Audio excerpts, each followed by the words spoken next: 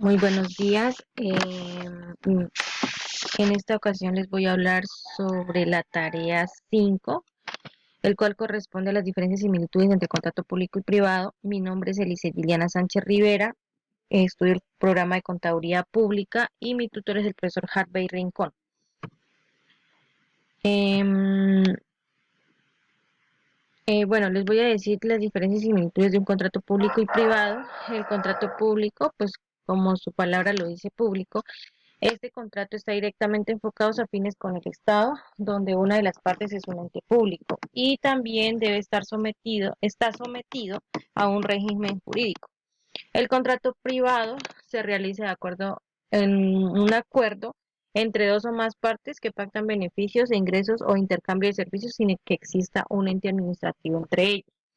Otras diferencias que tenemos es en el contrato público y privado es que el contrato público los contratistas se escogen por medio de la licitación pública. En el contrato privado no es necesario que se convoque a licitación pública.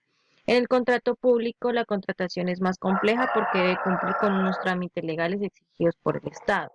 En el contrato privado es más sencilla por lo que lo hacen de manera directa y no se requiere tanto trámite.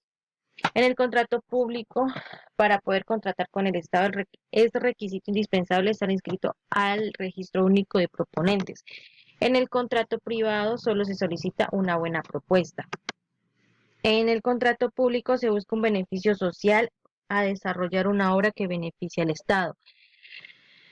Eh, en el contrato privado busca el beneficio propio de una empresa o una persona. Los inversionistas del contrato público son el Estado o la inversión mixta, pública o privada. En el contrato público la inversión viene de capital privado.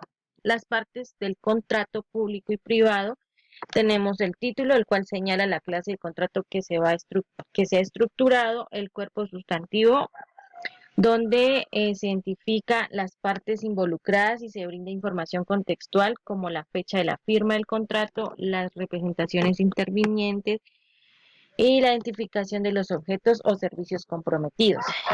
Tenemos la exposición donde se da relación de los antecedentes y de hechos registrados o se incluyen cláusulas explicativas necesarias más adelante. Cuerpo normativo, es donde eh, se detallan los puntos suscritos entre las partes y las eventuales sanciones, pues de haberlas, si no, pues no. Eh, Cierre. Fórmula de fin de contrato que abarca las firmas de las partes. En los anexos, de ser necesarios y pues si no, no. También tenemos los principios del contrato público, donde tenemos el principio de transparencia, pues este habla pues que la selección debe ser eh, eh, bajo la modalidad de licitación pública. También tenemos el principio de economía, donde este principio pues nos habla de los pliegos de condiciones, los tratamientos contractuales. También está en este principio habla de que está prohibido solicitar documentos autenticados u originales. También tenemos el principio de responsabilidad.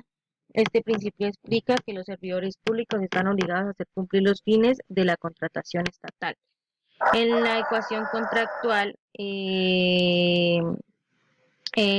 este pues, este debe haber una igualdad o equivalencia mmm, eh, por causas o no imputables o quien resulte afectado. Mm, las partes adoptarán en el menor tiempo posible las medidas necesarias para su restablecimiento. También tenemos el principio de selección objetiva. Esta selección en la cual la escogencia se hace el ofrecimiento más favorable para la entidad y que cumpla pues con los fines que ella requiere. Los principios de buena fe Tenemos, están ceñidos, lo cual presume todas las gestiones y aquellos que adelantan ante estas. O sea, este principio se debe llevar en todas las etapas de formación, como la ejecución y la liquidación del contrato. El principio de igualdad, este principio nos habla de pues que todos los participantes tienen igualdad de condiciones y asimismo la misma oportunidad de ser elegidos. También tenemos los principios del contrato privado, tenemos el abuso del derecho. Ocurre cuando el titular de un derecho subjetivo lo ejerce de manera abusiva o con la finalidad de la norma, o debiéndolo ejercer no lo ejerce. El principio de autonomía de voluntad configura que es un acto creador de la relación jurídica, siendo para ello necesario se realice en plena libertad. También tenemos el principio de buena fe, donde nos habla que de los el principio exige que los particulares deben ceñirse a las actuaciones de conducta honesta, leal, acorde al comportamiento eh, que se espera de una persona correcta.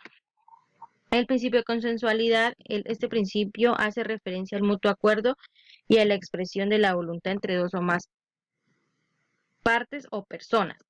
El principio de costumbre rige en los contratos únicamente si no existe ley.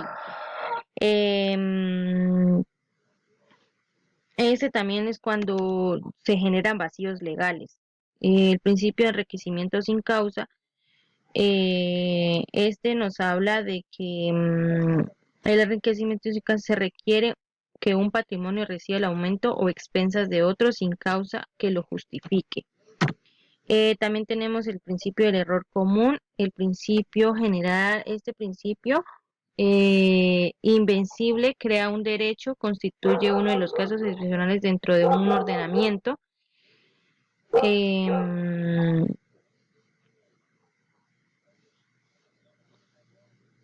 También tenemos el principio de imprevisión.